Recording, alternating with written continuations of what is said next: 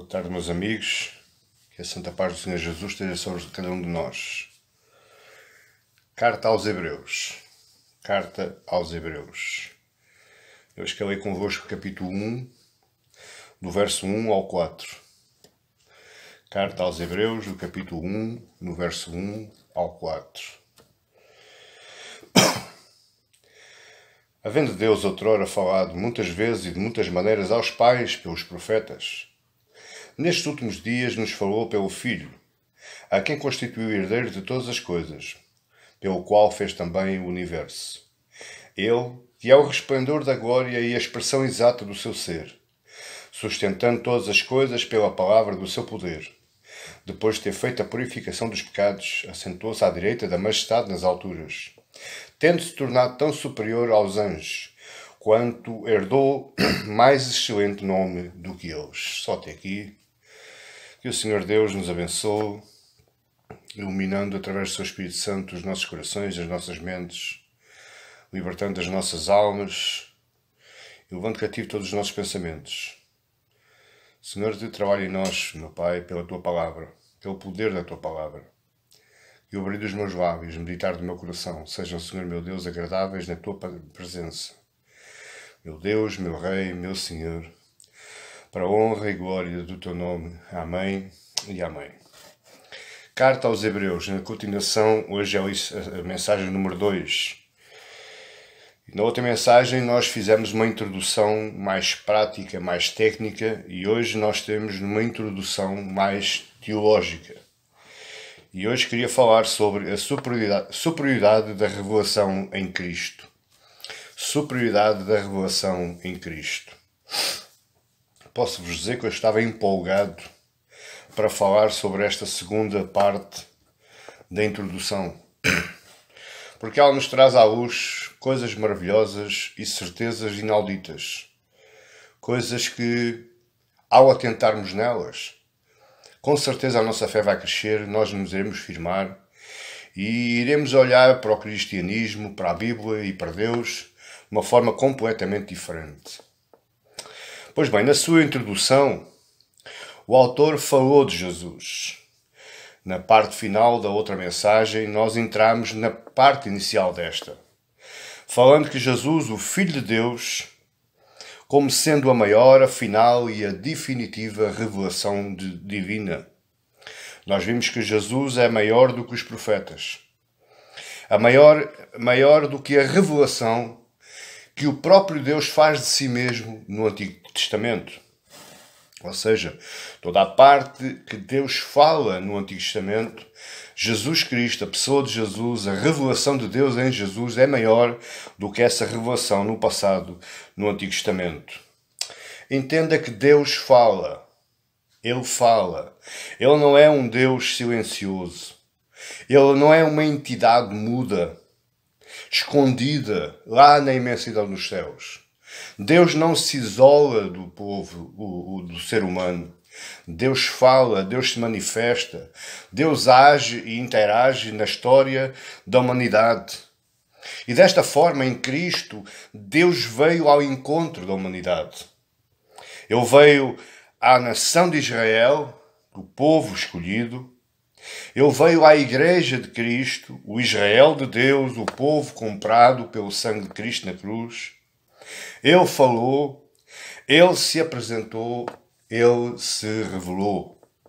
Por conseguinte, Deus difere de todos os outros ídolos e de todos os outros deuses terrenos, frutos da imaginação humana.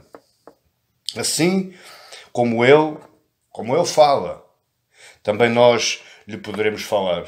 Jesus Cristo nos veio abrir uma porta. Jesus Cristo nos veio abrir um caminho, uma autoestrada espiritual, para que nós agora, de consciência, com racionalidade, com temor e tremor, nos possamos chegar a Deus, falar com Deus assim como Ele nos fala. E assim como Ele nos fala, nós podemos ter a certeza de que Ele nos responde. Porque há uma comunicação espiritual entre o Criador e a sua própria criação, assim como está aí no verso 1, havendo Deus outrora falado muitas vezes e de muitas maneiras. Deus não nos fala só de uma maneira, Deus fala-nos de várias maneiras, de maneiras completamente, muitas vezes, incompreensíveis à nossa razão humana. E agora, o que é que o autor quer frisar a um povo que largou o judaísmo e se converteu ao cristianismo? Neste caso, o povo de Hebreus, os destinatários desta carta. O que é que ele quer frisar? O que é que ele quer falar? O que é que ele quer salientar? O que é que ele quer plantar no coração daquele povo? Que Deus agora, em Cristo Jesus, Ele nos fala de uma maneira superior, de uma maneira final, de uma maneira definitiva. Se os crentes de Hebreus voltassem ao judaísmo, conforme eles estavam prontos a voltar, eles estariam trocando a revelação de Deus. De que forma? Eles trocavam uma revelação final, superior e definitiva por uma provisória, uma revelação temporária, uma revelação completamente incompleta. A partir do verso 1, o autor vai expandir a sua argumentação. Se nós olharmos assim, de uma forma geral, sem nos aprofundarmos, se olharmos para a carta de Hebreus, o autor está sempre fazendo sobressair Jesus Cristo em todas as coisas, em tudo, em todos os momentos e em todas as ocasiões. Então eu tenho aqui cerca de 3 a 4 pontos para falar convosco hoje, acerca desta segunda parte da introdução da carta aos Hebreus. A revelação, em primeiro lugar, a revelação em Cristo é superior na sua ocorrência única. O que é que isto quer dizer? Deus falou muitas vezes ao seu povo, à humanidade, no Antigo Testamento. Deus, o próprio Deus, escolheu fazer em numerosas ocasiões. Uma leitura aprofundada do Antigo Testamento, nós vemos que todo o Antigo Testamento é Deus falando com o povo. Deus alertando o povo. Deus exortando o povo. Mas em Jesus Cristo, na pessoa de Jesus, Ele falou uma única vez. Isto é muito importante nós atentarmos nisto. Porque várias são as teorias, as teologias, os argumentos falados hoje. Mas nós temos que entronizar no nosso coração que a pessoa de Jesus foi a última palavra de Deus para o seu povo. Tudo o resto são consequências dessa mesma palavra. Não há mais, por isso, não há mais revelação após Cristo Jesus. Ele encerra com a sua morte, a sua ressurreição, depois com a implementação dos 13 apóstolos, mas com a morte dos 13 apóstolos, ele encerra o ciclo de revelações. O que ele tinha para dizer, Jesus o disse. Nada mais a acrescentar, nada mais a afirmar. A única coisa que há é nos alimentarmos com aquilo que ele nos deixou, porque foi único, exclusivo, mas ao mesmo tempo é suficiente para as nossas vidas e para todas as situações da nossa vida. Por isso os cristãos reformados, eles não creem em novas revelações. Eu estou a falar nisso porque existem várias pseudo-igrejas cristãs, que no fundo são seitas, que elas nasceram tudo por causa de uma nova revelação, um novo Evangelho de Deus. Ora, nós cristãos reformados, nós não queremos assim. Nós queremos que em Cristo o ciclo de revelações se fechou, não há mais revelação, a única revelação é aquela final que está incluída na nossa Bíblia, a Bíblia que nós temos na nossa mão ou em nossa casa. Por isso a nossa Bíblia é o registro da mensagem final de Deus. Mas agora, meu querido e minha querida, você pode perguntar, então Deus não fala mais? Deus não vai falar mais? Claro que sim. Claro que fala. Através da nossa Bíblia. Se você quiser ouvir a voz de Deus, leia a sua Bíblia. Se você tiver dúvidas porque está só lendo, então leia em voz alta. Considere isso. Considere a sua voz ao meditar, ao ler a sua Bíblia, considera a sua voz como a voz de Deus. Os seus ouvidos ouvirão a voz de Deus. Por isso é tão bom, tão maravilhoso, coisas que nós temos hoje em dia, no século XXI, as Bíblias narradas através das aplicações dos telemóveis ou dos computadores. Se você quiser ouvir a voz de Deus, meu querido, feche os seus olhos, clique lá no play da sua aplicação, feche os seus olhos e ouça a voz de Deus, através da Bíblia que está sendo narrada. Das mensagens pregadas, mensagens ungidas, mensagens verdadeiras, das exposições do Evangelho. Eu amo expor a Bíblia, porque outrora, quando eu pregava circunstâncias minhas, coisas da minha vida cotidiana, experiências que eu tinha, eu ficava na sensação que algo tinha faltado. Algo não tinha corrido bem. Muitas vezes eu vinha para a minha casa, vinha conduzindo o meu carro e vinha perguntando onde é que eu falhei, porque eu não senti nada daquilo que eu falei. Pois claro, porque eu estava falando de mim próprio, eu estava falando de mim mesmo, estava falando da minha vida, de experiências que eu tinha experimentado, ou outros irmãos meus. Mas a partir da altura que eu comecei expondo as Escrituras, eu coloco a minha cabeça no travesseiro com consciência tranquila, que aquilo que eu falei e o que o povo me escutou, que foi verdadeiramente a palavra de Deus em Cristo Jesus. A revelação, passa a redundância, revelada naquele momento ao expor as Escrituras. E isto acontece com a ação do Espírito Santo, nos abrindo os nossos olhos espirituais. Aquele que não é crente em Cristo, aquele que não medita, aquele que não tem intimidade com Cristo, ele tem como que umas escamas nos seus olhos. Ele vê fisicamente, mas espiritualmente ele está cego. Quando nós começamos meditando na revelação final de Deus, o Espírito Santo, a primeira atuação que ele tem antes de nos plantar a palavra no coração é abrir-nos os nossos olhos espirituais. A nossa mente alcança mais ao lermos as páginas maravilhosas deste livro. Ele nos ilumina a nossa mente e nos dá plena compreensão daquilo que já foi escrito. Presta atenção, daquilo que já foi escrito. O que é que acontece neste processo? Pela Bíblia, Deus nos fala mais das mais diversas situações que surgem em nossas vidas. Os textos que nós lemos, eles são sempre e serão sempre aplicados ao nosso coração mediante as situações. Quantas vezes eu já não li um versículo que já tinha lido dezenas de vezes e aquele versículo me traz luz ao meu coração naquele momento específico da minha vida. A Bíblia se aplica em todas as situações da nossa vida.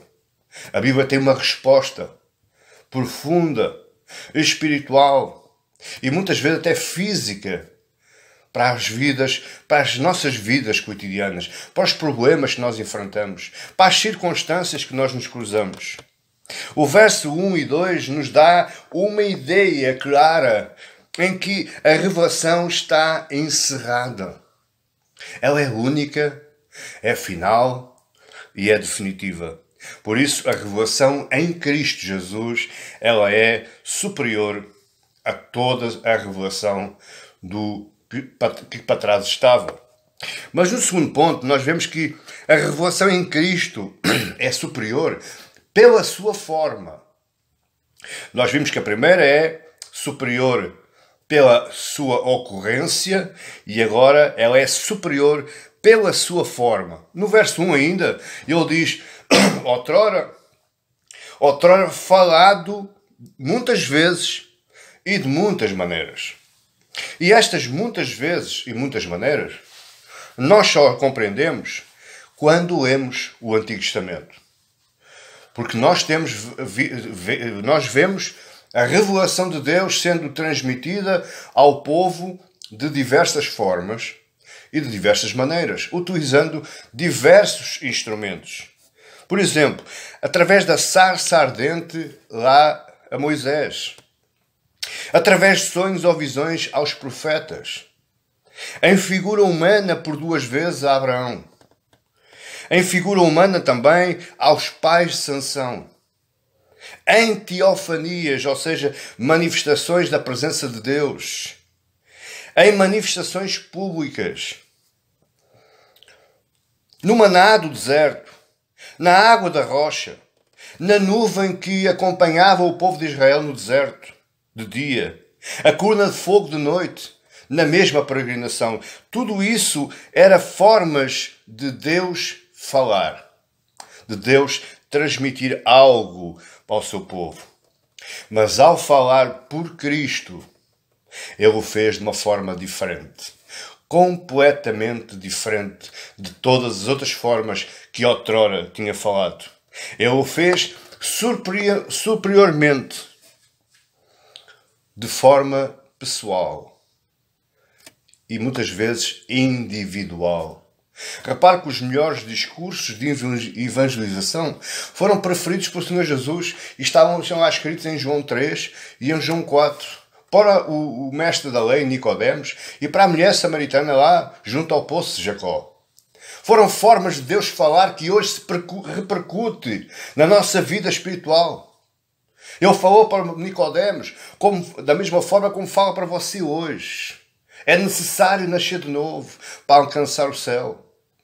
Ele falou para a mulher samaritana junto ao poço de Jacó, individualmente, só para ela, à hora do meio-dia, mas essa palavra se repercute na sua vida hoje. Aquele que eu lhe der a água da vida nunca mais terá sede. São formas e métodos que em Cristo se tornam muito superiores porque é pessoal e muitas vezes individual. Jesus não mandou mensageiros. Jesus não escreveu para ninguém. Jesus não mandou mensagens, e-mails, WhatsApps. Ele falou cara a cara. Ele andou conosco. Ele olhou olho no olho. Ele falou cara a cara. Ele pisou o nosso chão. Ele falou a nossa língua.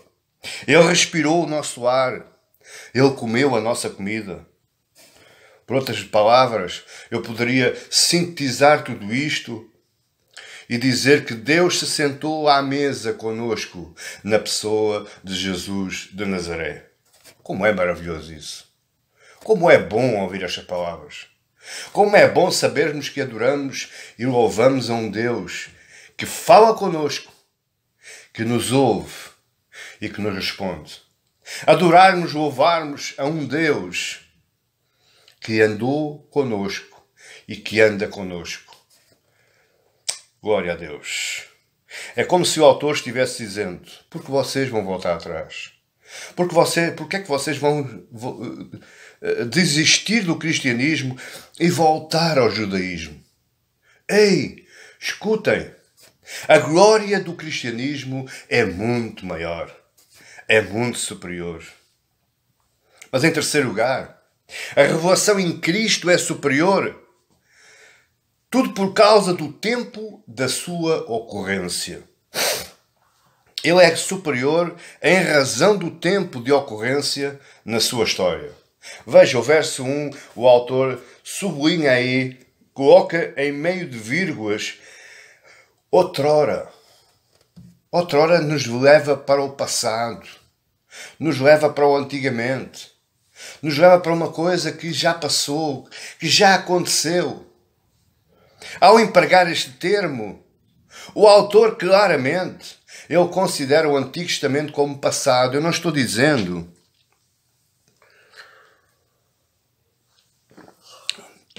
que o Antigo Testamento é para ser descurado. Não, eu não estou dizendo isso. O que eu estou dizendo é que as revelações de Deus, que Deus fez de si mesmo ao povo, no Antigo Testamento são passado. Aconteceram. Nós estamos perante uma revelação nova, uma revelação perpétua, eterna, que se irá consumar quando você e eu, a Igreja de Cristo, ascendermos aos céus e estivermos em união, em comunhão com o próprio autor da revelação, Cristo Jesus. O autor está considerando que a revelação do Antigo Testamento já tinha cumprido o seu propósito. Ocorreu num tempo já superado. Veja, nestes últimos dias, verso 1, no verso 2, perdão, nestes últimos dias, ele diz outrora, de muitas maneiras, de muitas formas. Mas nestes últimos dias, a revelação em Cristo é superior por marcar na história um novo episódio. Nestes últimos dias, considera-se também como os dias finais do calendário mundial. Nós estamos vivendo nos últimos dias.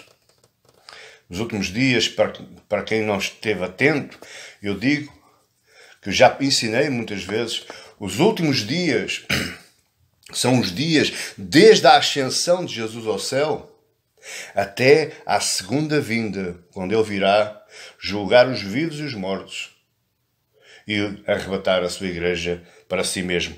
Esse período entre a primeira vinda e a segunda vinda são os últimos dias. Estes últimos dias, por isso, marcam o final do calendário mundial. O próximo evento que nós podemos esperar da parte de Deus, o próximo evento na agenda do mundo é o seu próprio fim. É o juízo final. É a volta de Cristo. É a ressurreição dos mortos. Veja que eu poderia estar aqui falando um mês inteiro somente neste ponto. O problema é que o tempo não nos dá. Tendo ele, Jesus, já falado, porque ele já falou, ele já nos deu a sua última revelação, o Novo Testamento é a sua última revelação. O que nos resta é esperar a sua vinda.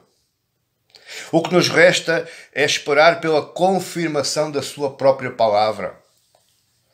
O que nos resta é esperar pela destruição dos ímpios e pela salvação daqueles que são dele. Isso é o que nos resta. Mas em quarto lugar, a revelação em Cristo é superior quanto à pessoa que revela. Ou seja, por outras palavras, a revelação em Cristo é superior por causa da pessoa envolvida. Novamente, o verso 1.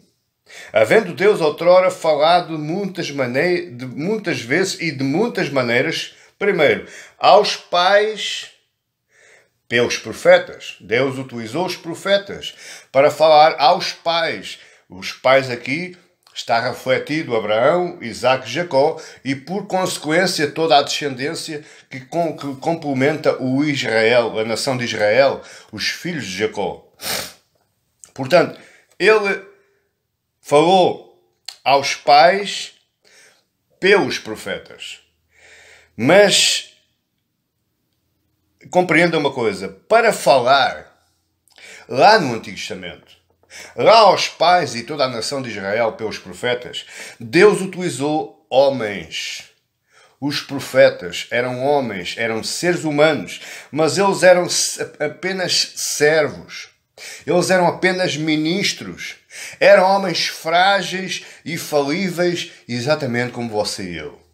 Foi esse que Deus utilizou para lá no Antigo Testamento. Outrora, Ele utilizou esses homens falíveis, esses homens frágeis, com problemas, com pecados até. Ele os utiliza como instrumentos mensageiros da sua palavra à nação de Israel. Apesar de serem transportadores da santa e verdadeira palavra de Deus, ainda assim eles eram seres humanos falíveis e limitados. Você pode me dizer assim, pastor, onde é que eu posso encontrar essa falência que está falando? Pois bem, se nós lemos em Deuteronômio 32, a partir do verso 48 ao 52, diz assim: Naquele mesmo dia falou o Senhor a Moisés, dizendo: Sobe a este monte de Abarim, ao monte Nebo, que está na terra de Moabe, defronte de Jericó,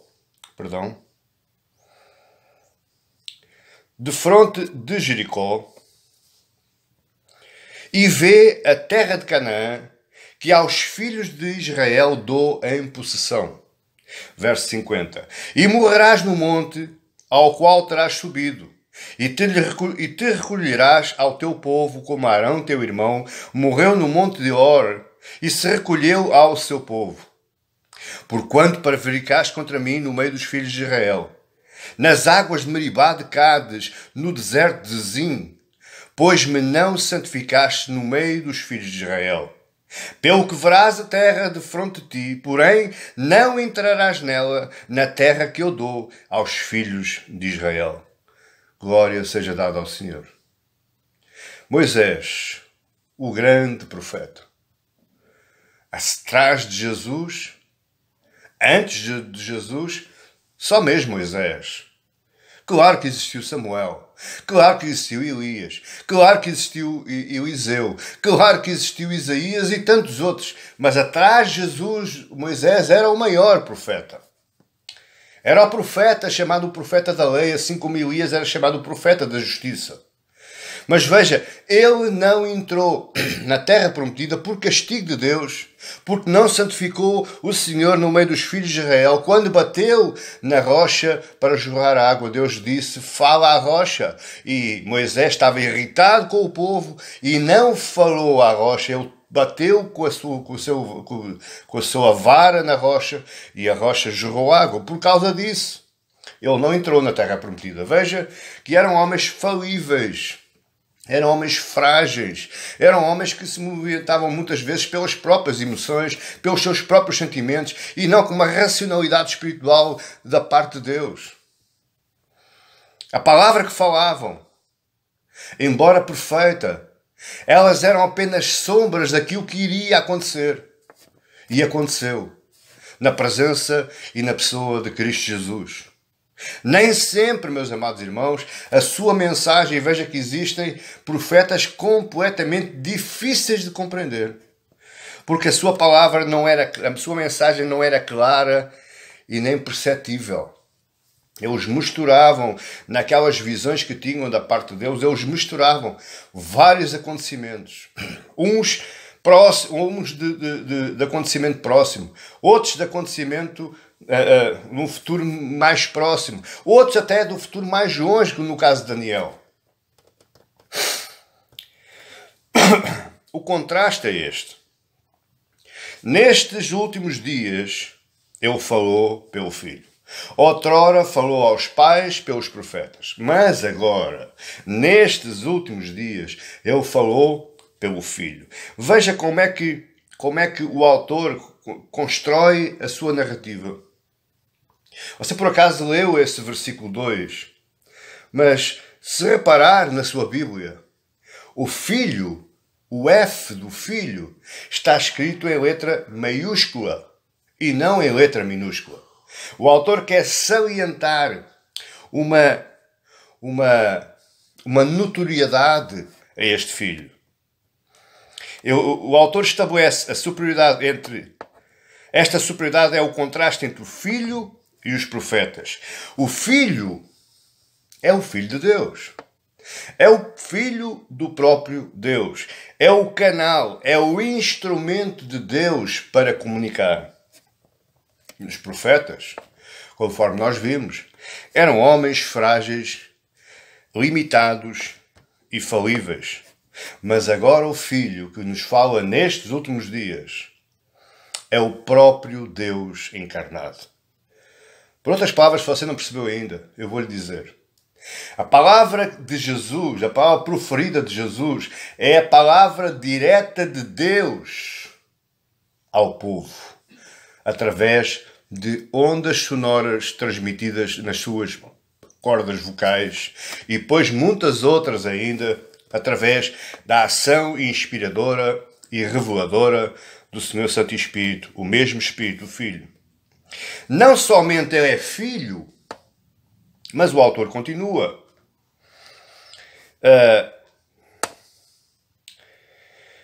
No verso 2, nestes últimos dias nos falou pelo Filho, o Filho dele, o Filho de Deus, e mais, a quem constituiu herdeiro de todas as coisas.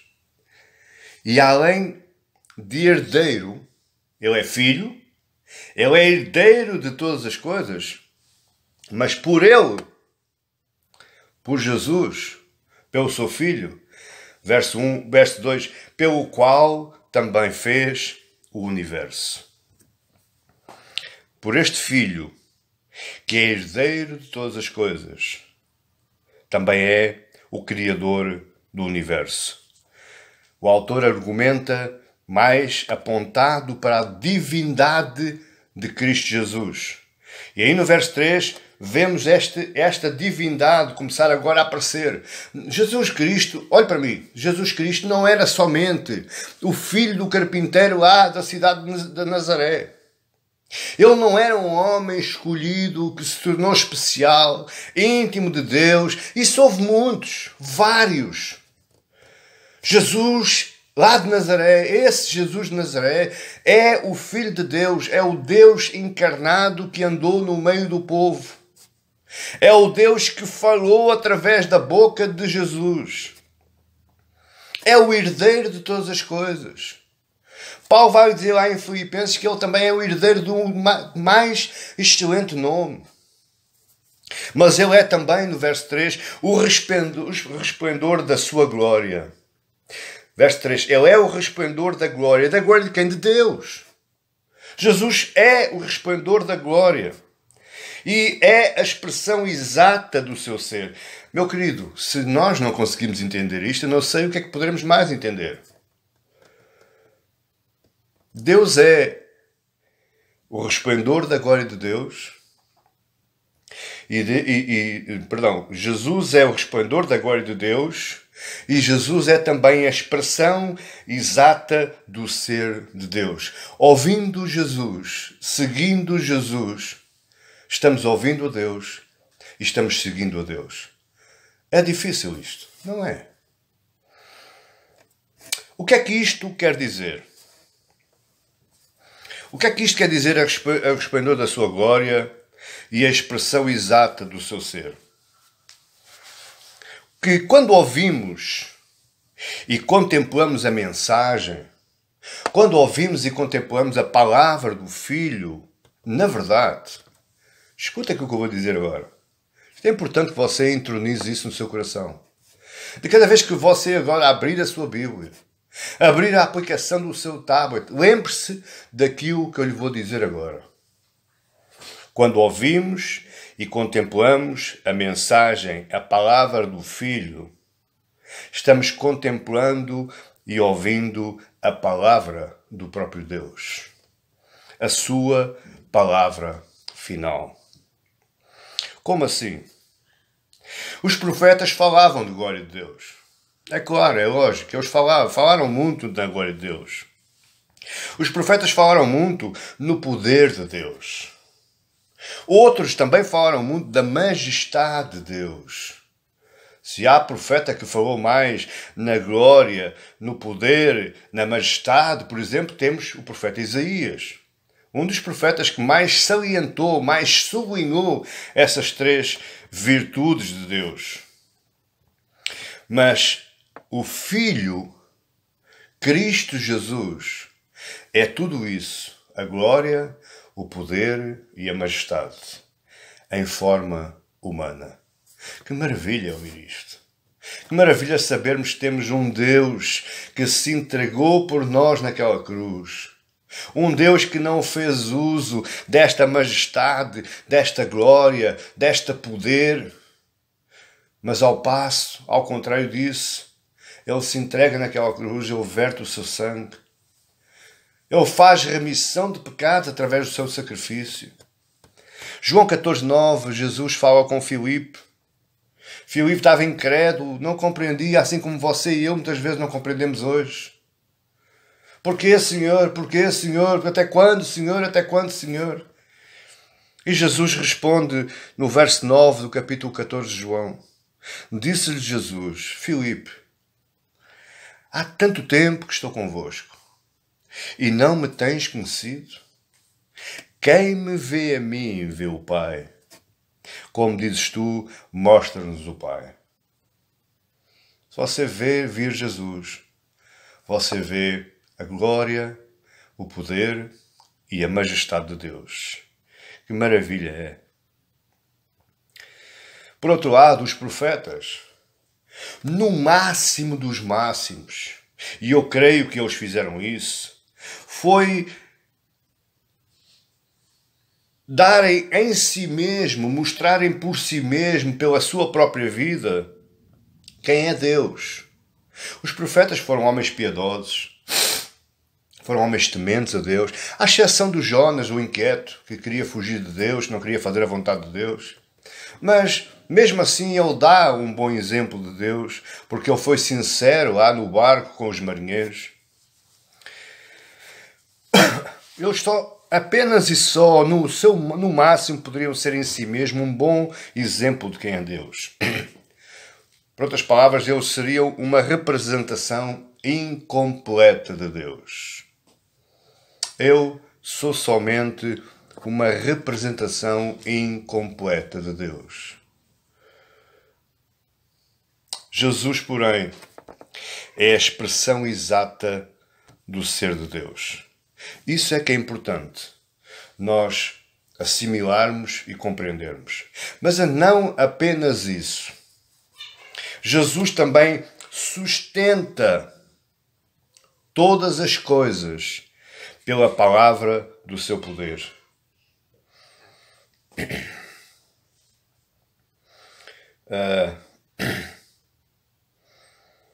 No verso 3, Ele que é o resplendor da glória, a expressão exata do seu ser, do ser de Deus, sustentando todas as coisas pela palavra do seu poder. Ou seja, o seu poder, o poder de Jesus, é demonstrado pela sua palavra. E a sua palavra é sustentadora de toda a vida humana, seja crente, seja não crente. Poder da palavra, neste caso, a expressão que o autor utiliza, poder da palavra, é a providência de Deus. Deus provê solução. Deus provê cura. Deus provê libertação. Deus provê amor. Deus provê paz. Deus provê tranquilidade. Tudo isso através da palavra. Por isso faz-me confusão. Queridos, faz-me muita confusão. Quando eu vejo certos vídeos e eu que já andei tanto tempo em várias igrejas, eu tive a oportunidade de observar isso e tive a oportunidade de sofrer isso. Igrejas que, nos seus cultos públicos, elas utilizam grande parte do seu tempo, cerca de mais de 3/3 do tempo, se virmos assim, mais ou menos 2 horas, eles fazem 1 hora e 45 minutos de toda e qualquer atividade. Eles cantam, eles tocam, eles dançam, eles fazem mais outras coisas e depois guardam 15 minutos para a mensagem de Deus. 15 minutos. Eu, ao estudar a minha Bíblia, ao ler a minha Bíblia, é muito fácil eu constatar que foram raras as vezes, a Bíblia narra-me cerca de 2 ou 3 exemplos apenas, em que Jesus operou milagre antes de pregar a palavra. Todos os milagres que a Bíblia nos narra foram operados por Jesus após ele ter proferido palavra, ele ter proferido mensagem, após ele ter entregue a palavra do Pai ao povo. Por que isso? É como Paulo lá diz: como é que eu posso me envergonhar deste Evangelho? Se o Evangelho é o poder de Deus para a salvação. E quando Paulo fala aqui salvação, perdão, não é apenas a salvação da nossa alma. É também a cura do nosso corpo. A cura física, meu querido e minha querida. Hoje que estamos passando por esta pandemia terrível, cerca de 300 mortos em Portugal, 15 mil infectados, hospitais cheios, a pontos das ambulâncias têm que ficar cá fora. Já não há espaço dentro dos hospitais. E nós ainda continuamos nos esquecendo da palavra de Cristo. Pois se nós atentássemos mais para a palavra de Cristo, igreja, possivelmente o país não estaria assim. Porque nós estamos embranhados nos nossos problemas. Estamos fechados nos nossos casulos. E nos esquecemos que a palavra de Deus, o poder da palavra de Deus é providência de Deus ao mundo. A palavra de Deus proferida pelos nossos lábios é transportadora de cura, de libertação, de salvação, de tranquilidade, de paz, de amor. Reconstituição de lares. Junção de famílias, comunhão da igreja, é a palavra e apenas a palavra.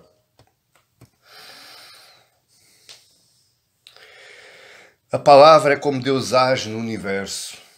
É através da palavra e não de, perdoa uma expressão, de fantochadas espirituais evangélicas. Não tem nada de espiritual, não tem nada de poder. As voltinhas, os saltos, o casaco do pastor, o sal grosso, o copo da água, as subidas ao monte, as viagens a Israel para trazer água do Jordão em frasquinhos, trazerem folhinhas de oliveira lá do Monte das Oliveiras, lá do Getsemane. E isso não traz libertação, isso não é nada. A palavra é providente. A palavra é a maneira como Deus age no universo. Pela palavra, Ele faz com que todas as coisas caminhem para um fim por Ele mesmo determinado. Por isso, a superioridade de Cristo sobre os profetas estabelece a superioridade da sua revelação. Porquê? Repare, é muito fácil nós compreendermos isto. Eu disse que os profetas eram homens errantes, falíveis, frágeis. E eles morreram. Eles não eram imortais. Eles andaram um período de tempo nesta terra. Findo o período de tempo estabelecido por Deus, aconteceu-lhes a morte física. É claro que nós acreditamos que esses homens piedosos hoje estão nos braços do Pai. Mas isso é outra questão. A questão é que enquanto seres humanos, enquanto na forma física, eles tiveram um tempo determinado por Deus para andar nesta terra. Morreram. Acabou. Possivelmente já nem mais resta os ossos. Mas ao contrário disso, por isso é que Cristo é superior, Jesus está vivo. Ele está sentado à direita de Deus. É o que fala aí no final do verso 3. Depois de ter feito a purificação dos pecados, ou seja, depois de ter-se sacrificado naquela cruz, feita a purificação dos pecados, foi isso que ele fez, assentou-se à direita da majestade nas alturas. Oh, meu querido, quem se senta à direita da majestade, quem se senta à direita de Deus, não morreu, está vivo. Então ele é um profeta muito maior que os outros, também por causa disso. Porque enquanto os outros eram mortais, ele é eterno. Na verdade, ele já era eterno antes de ter descido até nós. O autor também, aí no verso 4, no último versículo, ele coloca Jesus superior até aos próprios anjos. Eu gostava que você tentasse também neste ponto, que é muito importante. Compreenda uma coisa. Embora o trabalho dos anjos tenha sido engrandecido e proveitoso para o avanço do plano de Deus, e nós ao olharmos o Antigo Testamento, nomeadamente Gênesis, nós vemos que esse trabalho dos anjos foi proveitoso, foi grandioso para que o plano de Deus avançasse. Mas a revelação em Jesus, a sua palavra, é muito mais poderosa e criadora. Tem muito mais profundidade no espaço e no tempo. Eu quando falo de profecias, as profecias têm várias etapas no tempo. E olharmos todas as profecias que há na Bíblia, nós vemos que existem profecias que elas são claramente para o tempo presente. Existem profecias que são para um futuro mais próximo. E existem profecias que são para um futuro mais longínquo. Ok? Agora veja, quando nós vamos nas nossas férias, vamos conduzindo o nosso carro e nos vamos dirigindo a uma localização montanhosa. Quando nós saímos da parte mais baixa da estrada, nós olhamos para as montanhas e parece-nos que aquele conjunto de montes de altura é apenas uma montanha. Mas à medida que nós nos vamos aproximando dessa montanha, nós vamos tendo a perspectiva de profundidade da visão que nós tínhamos tido antes. Ou seja, à medida que nós nos aproximamos dessa montanha, nós vamos vendo que essa montanha subdivide-se em várias montanhas e quando existem desfiladeiros, onde existem canais entre as montanhas. E quando chegamos à montanha, então, nós olhamos e vemos várias montanhas, vários desfiladeiros, nós temos uma profundidade visual completamente diferente daquela que tínhamos cá em baixo. Assim é as profecias. As profecias, se você ler uma profecia, por exemplo, de Isaías, da primeira parte até ao capítulo 39, você vê uma carrada de palavra e você pensa, quando é que isto aconteceu? Pois bem, aconteceu naquela altura, logo, no presente, aconteceu num futuro próximo e aconteceria num futuro mais longínquo. Mas pela palavra de Jesus, o Jesus como profeta falando a palavra, nós vemos a profundidade da profecia logo após ele ter falado. Ou seja, você consegue ver as montanhazinhas todas a partir da altura que Jesus abre a boca e fala. Porque ele tem uma profundidade maior do que os profetas no espaço e no tempo. Por isso, ele é maior do que os anjos, maior do que os profetas, e por isso ele herdou um mais excelente nome. Verso 4. Tendo-se tornado tão superior aos anjos, possivelmente aqui ficaria melhor, tendo-se tornado mais superior do que os anjos, na realidade ele já o era, quanto herdou mais excelente nome do que eles. O título filho que fala aí o verso 2, ele expressa a maravilha de Deus em Jesus. Aliás, Deus tem prazer em chamar filho ao seu filho. Por 3 vezes a voz de Deus, as 3 únicas vezes que o povo ouviu a voz de Deus, ou que poderia pressentir a voz de Deus, está lá no Evangelho de Marcos, acerca de Jesus. Primeira vez quando ele se levanta das águas do Jordão, este é o meu filho amado em quem me comprazo. A segunda vez, lá no Monte da Transfiguração, onde ele diz, lá no meio da nuvem, este é o meu filho amado, a ele ouvi. E a terceira vez foi quando Jesus entrou triunfalmente em Jerusalém, quando Deus diz, eu te glorificarei, já te glorifiquei e te glorificarei mais ainda. Portanto, Deus tem prazer. Deus sente-se maravilhado no Filho. O Filho é a maravilha de Deus em Jesus.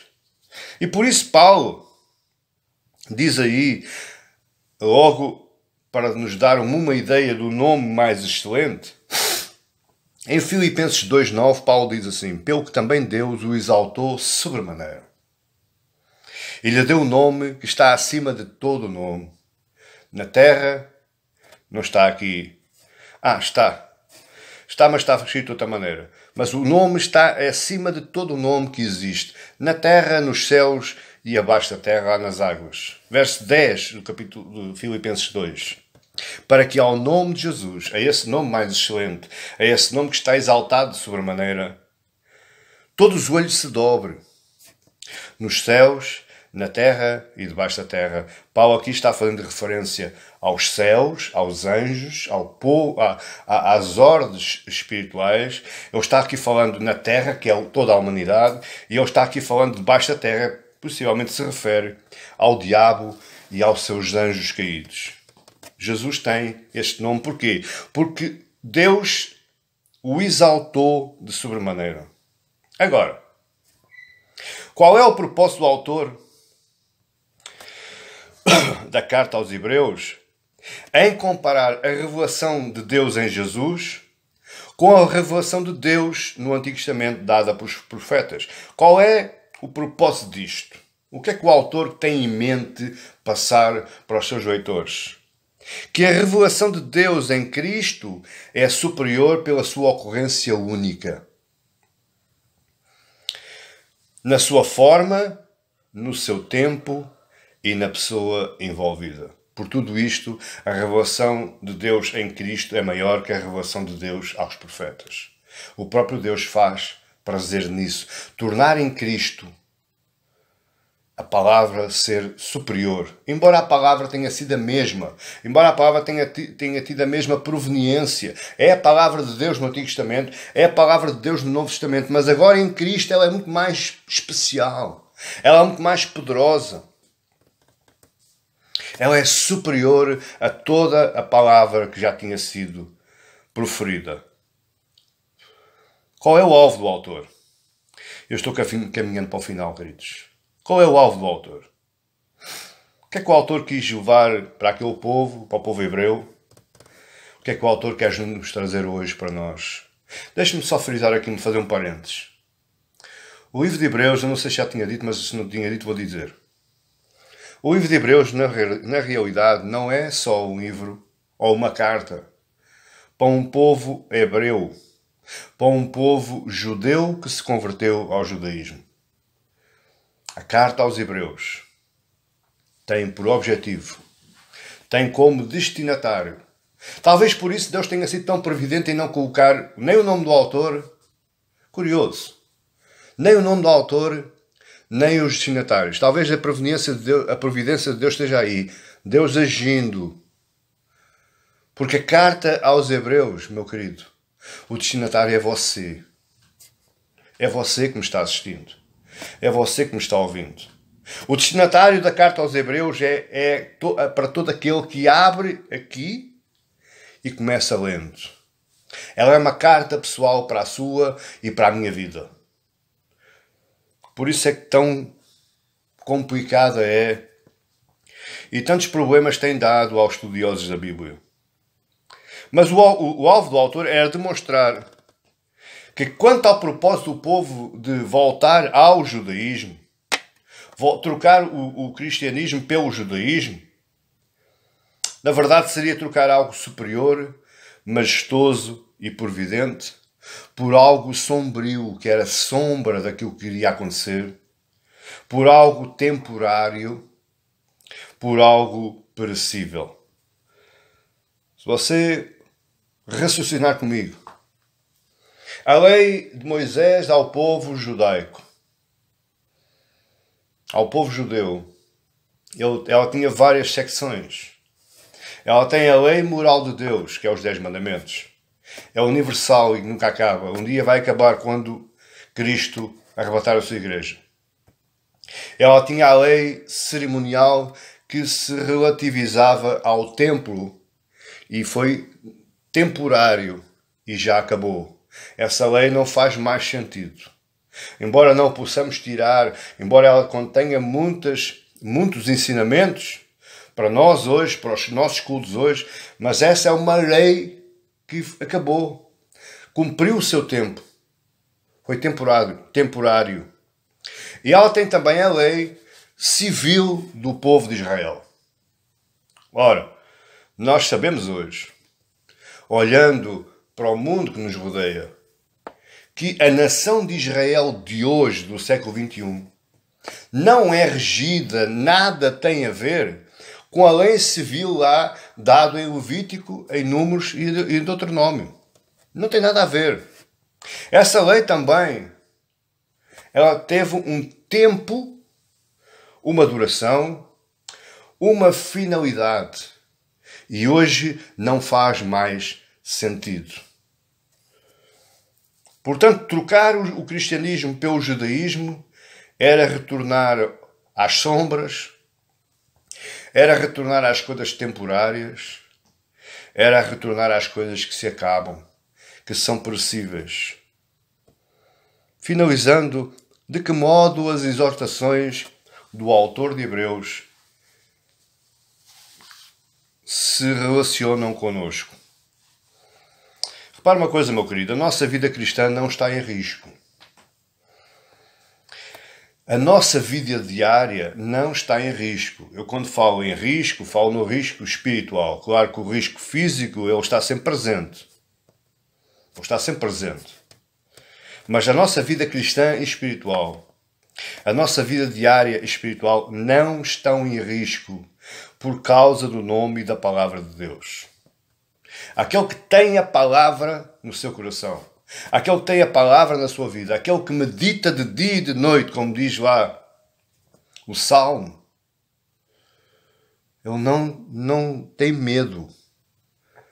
Ele não está sobressaltado.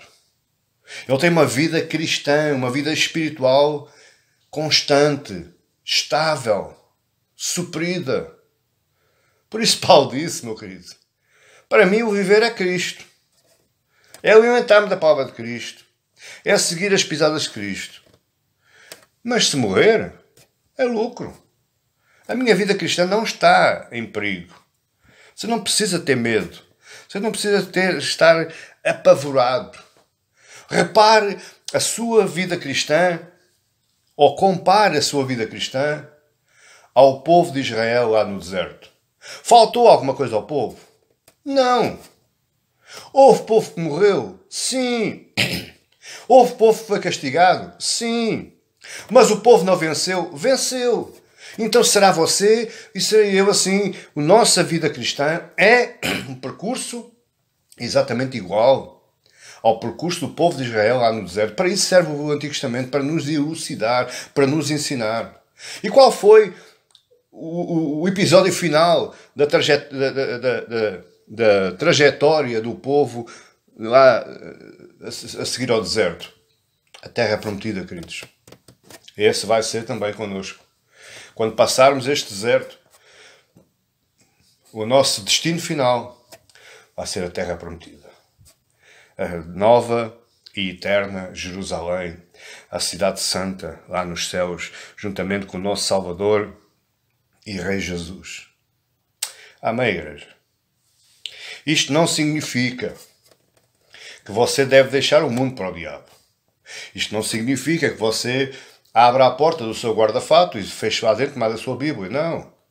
Isto significa que você tem que viver. Isto significa que você tem que enfrentar as circunstâncias. Tem que enfrentar, tem que ter atitudes, tem que tomar decisões, tem que tomar escolhas na sua vida. Você não pode deixar o mundo ao diabo. Você tem que lutar. Você tem que ser um apologeta. Você tem que se deixar utilizar pelo Espírito Santo para falar esta palavra, esta revelação de Cristo ao mundo. Significa que passaremos por este deserto, mas conscientes de que ele vai ser transitório. Este deserto da nossa vida vai ser transitório. Meus queridos e minhas queridas, estes 4 versículos que eu li, este texto que nós lemos, e também a carta toda, mas estes 4 versículos são uma lição de veras importante, uma lição teológica muito importante para as nossas vidas. 3 pontos. Quanto à ideia das novas revelações, existe aí tanto profeta da revelação de Deus, oh meu querido, existe muito. Uma ocasião eu estava lá numa igreja e no finalzinho do pregação do pastor, uma irmãzinha veio ter comigo e disse: irmão, tenha fé. Eu não duvido da convicção daquela irmã, eu não duvido nada disso. Mas ela disse: irmão, tenha fé, tenha muita fé. Continue orando a Deus, porque Deus já está trabalhando na sua vida. Deus está-lhe arranjando uma esposa digna de si. E eu fiquei quase sem palavras. Eu só disse à irmã: oh, irmã, obrigado. Amém, obrigado, irmã. Mas olha, eu já sou casado. Essa coisa das novas revelações traz situações graves à nossa vida. Existem pessoas, meus queridos, irmãozinhos nossos, mais frágeis na fé, que por causa dessas novas revelações eles abandonam, eles ficam frustrados, ficam desanimados. Existem pessoas que afirmam que receberam de Deus novas revelações. Olha, por exemplo, O islamismo, o Maomé diz que recebeu a nova revelação de Deus e formou o islamismo. Lá o fundador dos Testemunhas de Jeová diz que recebeu, das Testemunhas de Jeová recebeu uma nova revelação. O que fundou a Igreja Adventista do Sétimo Dia diz que recebeu de Deus uma nova revelação. Os Mormons, há o Joseph Smith, eu não falei nos outros porque não me lembro dos nomes, mas não interessa, lá os Mormons, o Joseph Smith recebeu de Deus um novo Evangelho. Todos eles receberam umas novas revelações, umas novas profecias. Mas no texto que nós lemos, fica bem claro que isso é totalmente impossível. Jesus encerrou o ciclo das revelações. Hoje não existe mais revelação de Deus. Hoje existe iluminação do Espírito Santo para que nós compreendamos as revelações dadas por Cristo Jesus. Isso é que existe. Revelações não. Porque a palavra de Jesus é final, é única e ela é suficiente para a nossa vida cristã regular, diária. A palavra escrita na sua mão, na sua Bíblia, no seu tablet, no seu telefone, não interessa. Essa palavra que está escrita, ela serve para conduzir a sua vida cristã, tanto a espiritual como a física. E ponto final. Segundo ponto, também temos o problema do culto aos anjos. E nesta época em que nós vivemos, uma época onde nós temos umas tecnologias avançadas que não existiam há 3 décadas atrás, que nós só tínhamos a nossa Bíblia, mas hoje nós temos uma tecnologia que nos permite avançar para as mais diversas bibliotecas mundiais, onde nós podemos pesquisar textos. Não se admite, não é suportável a ideia de alguns evangélicos quanto aos anjos. Alguns evangélicos fazem dos anjos seres divinos. Exatamente como o apóstolo João, lá na ilha de Patmos, ele começa recebendo a revelação de Cristo Jesus do Apocalipse e ele se ajoelha à frente de um anjo. E o próprio anjo disse: não, João, não, levanta-te, porque eu sou um como tu. Portanto, não é compreensível a ideia de alguns evangelhos quanto aos anjos. A pergunta é: os anjos já não fazem parte da nossa vida? Claro que sim. Claro que fazem. O problema é que nós não sabemos como é que eles fazem parte da nossa vida. Eles são servos de Deus em favor dos santos, em favor dos seus. Os anjos são ministradores, servos de Deus em favor da Igreja de Cristo. E não mais do que isso. Apenas isso. São ministros de Deus enviados em nosso favor. E se nós vimos aí o verso 13 do capítulo 1 de Hebreus, é isso mesmo que está dito.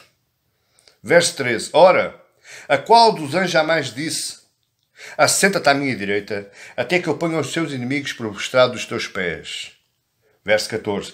Não são todos eles espíritos ministradores enviados para serviço a favor dos que hão de lhe herdar a salvação? O que o autor de Hebreus nos está querendo dizer é que os anjos não se sentam à direita de Deus como você e eu um dia nos iremos sentar, juntamente com Cristo Jesus. Os anjos não têm os inimigos por baixo do estrado dos pés, assim como você e eu temos por Cristo Jesus. Somos mais do que vencedores por Cristo Jesus. Jesus venceu, nós venceremos. Jesus ressuscitou, nós ressuscitaremos. Jesus reina e nós reinaremos. Os anjos não têm esse lugar.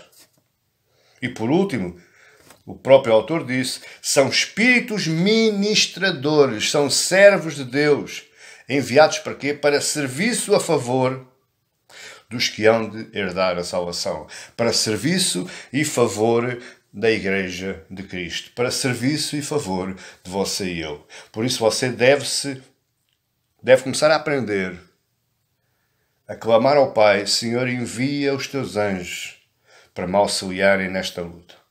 Envia, Senhor, os teus anjos para me consolarem da mesma forma como Cristo foi consolado no jardim do Getsemane. Senhor, envia os teus anjos para segurar no voante a minha viatura. Senhor, envia os teus anjos para me suportar os meus pés, para que eu não caia, não tropece. Eu não estou falando de cair, literalmente, mas pode também ser isso. Eu estou a falar em pecar, em duvidar da fé. Os anjos são espíritos ministradores em favor daqueles que hão de herdar a salvação. Terceiro, as práticas do judaísmo apresentados nos cultos evangélicos. E, meu irmão, eu levanto os meus cabelos todos quando eu vejo certos vídeos na internet. Eu não fico espiritualmente falando, eu não fico, como dizem, todo iriçado por causa da presença do Espírito. Não, eu fico iriçado porque fico nervoso. Eu fico irado. Eu me zango. Como é que há povo que ainda não conseguiu ler a Bíblia com olhos e compreendê-la? Existem congregações evangélicas e congregações de grandeza bastante significativa, levam milhares de crentes atrás deles, cultos com milhares de crentes, 10 mil, 15 mil crentes, que utilizam símbolos e utensílios judaicos nos seus cultos. Shofar, lá a corneta para chamado ao culto, que era utilizado lá no tempo do Antigo Testamento. A Arca da Aliança, que já não existe, ninguém sabe onde ela está. Aliás, o Apocalipse diz que a Arca da Aliança está na sala do trono de Deus. O Menorá, o candeeiro de sete candelabros. Os nomes de Jesus lá no hebraico, o Yeshua, coisas dessas incompreensíveis nos nossos cultos evangélicos. Eu já não me admira a Igreja Católica, porque ela se fundou naquela ideologia de que a imagem servia para suportar a fé, para basear a fé, para que as pessoas se firmassem. Agora, cultos evangélicos, meus queridos, utilizando símbolos e utensílios judaicos nos cultos, as vestimentas sacerdotais. Existe até lá no estado de São Paulo, no Brasil, um edifício que foi feito à escala, uma réplica à escala do Templo de Salomão, de Jerusalém. Que coisa! As festas judaicas são complementadas, são inseridas nos cultos evangélicos. Os dias de calendário, por exemplo, os sábados, o que as pessoas se agarram ao sábado. Jesus diz o sábado, não, o homem não foi feito para o sábado, mas sim o sábado para o homem. O sábado quer dizer o dia do Senhor, o dia de culto, o dia que eu guardo, consagro somente para Ele, que é o meu dia exclusivo para Deus. Eu como Deus, eu ouço Deus, eu louvo a Deus, eu oro a Deus, e se eu não faço nada disso, também não faço mais nada. É um dia exclusivo, e esse sábado pode ser um dia qualquer. O dia da sua folga pode ser à terça-feira. Esse é o dia do Senhor. É o dia que Deus lhe deu para descansar. Todas essas coisas, meus amados, pertencem ao passado e elas cumpriram o seu objetivo. Finalizando, eu quero lhe dar uma palavra. É preciso manter a liberdade evangélica, sim. Nós somos livres para adorar, somos livres para louvar, somos livres para estar na presença de Deus, sim, mas apenas e só da maneira que Deus nos deu. Como é que eu posso encontrar essa maneira? Nas páginas da sua Bíblia, na revelação de Deus através de Cristo Jesus. Nós devemos resistir às nossas tentações. Tentações graves que implicam conflitos espirituais na nossa vida. As novas revelações, os novos profetas. O culto aos anjos. As práticas judaicas. São tentações que muitas vezes, inconscientemente. E aliás, o povo, o ser humano, é um ser adorador por excelência. Ele foi criado por Deus como ser adorador. O ser humano, se não adorar a Deus, ele vai ter que adorar outra coisa qualquer. Aquelas pessoas que estão lá fora no mundo, que não sabem nada de Deus, não percebem nada de Deus, não seguem a Deus, elas adoram algo. Elas não são isentas à adoração. E por isso é que nós, muitas vezes, temos que encontrar utensílios, temos que encontrar figuras para sustentar essa nossa adoração. É muito complicado ao ser humano adorar a Deus sem o ver, sem o sentir, sem o ouvir. Somente pela fé, querendo que Ele existe. É galardoador dos que o buscam. É perdoador daqueles que lhe suplicam perdão.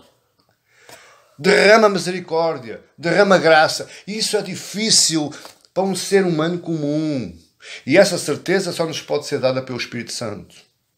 Portanto, resista às tentações das novas revelações, do culto a anjos, das práticas judaicas, porque conforme está escrito no verso 1, havendo Deus outrora, isso pertence ao passado. Agora só aquilo que Jesus nos diz é que se aproveita. Não descurando o Antigo Testamento, claro. Aliás, 85% da carta aos Hebreus é baseada no Antigo Testamento. Mas não descurando isso, também não deve seguir a tentação dessas coisas. O azeite de Israel, a água do Jordão, lá as areias do Monte Moriá. Isso são coisas passadas, não prestam. Já produziram o seu efeito. Graças a Deus, meus queridos, que nestes últimos dias, que nos deu os últimos dias e que por eles nos falou pelo Filho. Graças a Deus que compreendemos que estamos vivendo os últimos dias. Graças a Deus que nestes últimos dias estamos suportados pelo Filho de Deus, Cristo Jesus, o eterno e santo Salvador, o Rei das nossas vidas, o Senhor das nossas almas. Amém. Oremos. Oh Pai, graças te dou, Senhor, por esta graça, por esta misericórdia, por esta oportunidade que tivemos, Senhor, de ouvir a Tua palavra, a palavra do Teu poder. A mesma palavra que serviu para criar o universo. Esse poder, essa palavra de poder foi falada hoje, Senhor, aos nossos corações. Por isso te agradecemos e te louvamos, Senhor, e te suplicamos. Suplicamos, Senhor, que nos guardes, enviando os teus anjos. Nos guardes os nossos passos, os nossos caminhos, as nossas mentes e as tentações, os nossos corações referentes às tentações várias que se atravessam na nossa vida, Senhor. Nos guarda, Pai, e nos livra tentarmos voltar atrás. Tentarmos voltar às sombras, ao temporário, ao perecível. Senhor Santo Espírito, firma, Senhor, o nosso coração a Cristo Jesus. Firma, Senhor, o nosso coração ao autor e consumador da nossa fé. Firma, Senhor, o nosso coração ao Filho Eterno, ao sustentador de todas as coisas, àquele que foi exaltado e que tem o nome sobre todo o nome, Cristo Jesus. Amém. E glória a Deus. Que Deus possa abençoar em nome de Jesus.